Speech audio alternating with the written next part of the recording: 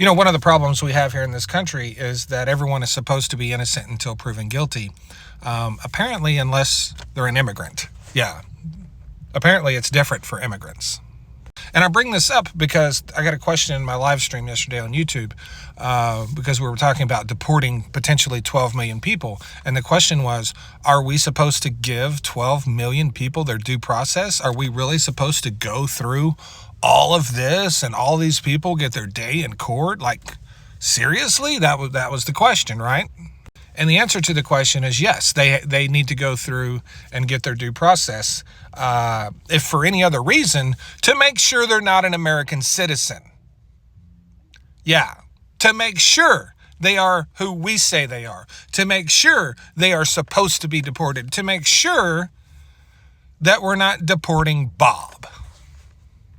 This is one of the consequences of mass deportations. This is why people oppose mass deportations, because when you exercise mass deportations, you're just going to scoop up a lot of innocent people, and you're going to scoop up a lot of American citizens, and they're going to be deported. And we've seen how this administration responds when they make mistakes in deporting people. They get left wherever they were sent. Yeah. So I guess the question is, how many American citizens and people who are innocent is it okay to deport so you can feel better about deporting actual illegal aliens? How many? Is it 100? 200? 1,000? 10,000? How many innocent people? You always think about, why do we got to give illegal immigrants due process? Because they may not be. That is why due process is a thing. That is why it exists. Because they may not be who the ICE agent says they are.